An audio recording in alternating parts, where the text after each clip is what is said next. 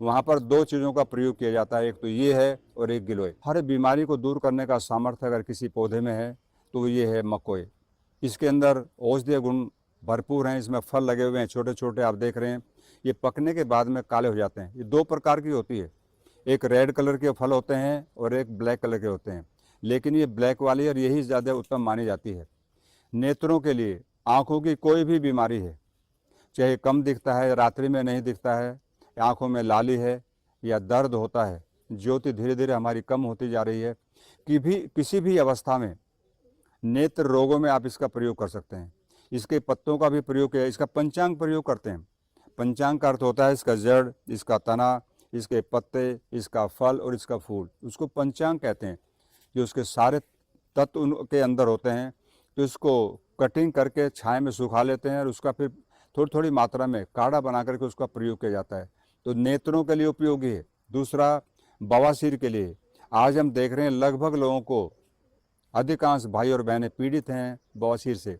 तो ऐसी अवस्था में हम क्या करें? हम शुद्ध सात्विक आहार लें, सब्जियों का ज़्यादा प्रयोग करें। और देखिए, आपकी जानकारी के लिए, शाक का प्रयोग नहीं करना चाहिए। आपका मेथी का साग, पालक, सरसों और चने का साग, जो हरी पत्ती वाली बात कर रहा हूँ, कई प्रदेशों में इसका बहुत मात्रा में प्रयोग किया जाता है। तो ये 8 बीमारी पैदा करता है शाक। प्रकरण आ गया तो मैं आपको बताना चाहूँगा।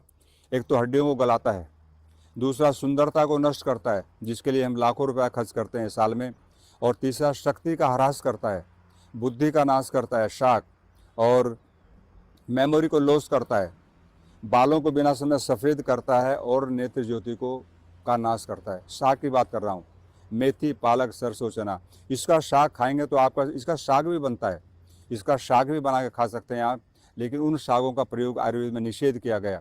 तो ये बवासीर के लिए, नेत्रों के लिए, हार्ट के लिए। आज हम देख रहे हैं हर गांव के अंदर, पहले ये बीमारियां शहरों में होती थी, लेकिन अब धीरे धीरे गांव में पहुंची, क्योंकि गांव का व्यक्ति आलसी हो गया, काम नहीं करता। ट्रैक्टर आ गया, उसका प्रयोग करता है और भैंस का दूध पीता है। आपकी जानकारी के लिए, भाई और बहनों के लिए, भैंस का दूध पीने से कोलेस्ट्रॉल बढ़ता है, और कोलेस्ट्रॉल की मात्रा जब बॉडी में बढ़ेगी तो हार्ट की प्रॉब्लम बढ़ेगी।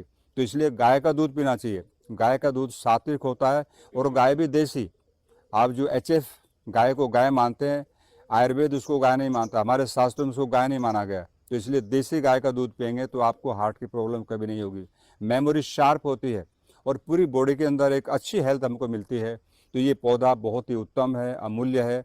इसका जितना वर्णन किया जाए उतना कम है। तो ये बवासीर के लिए, हार्ट के लिए, दमा अस्थमा के लिए, पेट में सूजन है। देखिए, शोथ कहीं पर भी है बॉडी के अंदर, हर जगह शोथ को दूर करेगा। कई बार हमारी किडनी फैटी हो जाती है, लीवर फैटी हो जाता है, स्प्लीन, तिल्ली के लिए और लीवर के लिए मैंने आपसे पहले निवेदन किया था, कोई भी किसी प्रकार का रोग है जहाँ पर कोई दवाई काम नहीं करती, वहाँ पर दो चीज़ों का प्रयोग किया जाता है, एक तो ये है और एक गिलोय।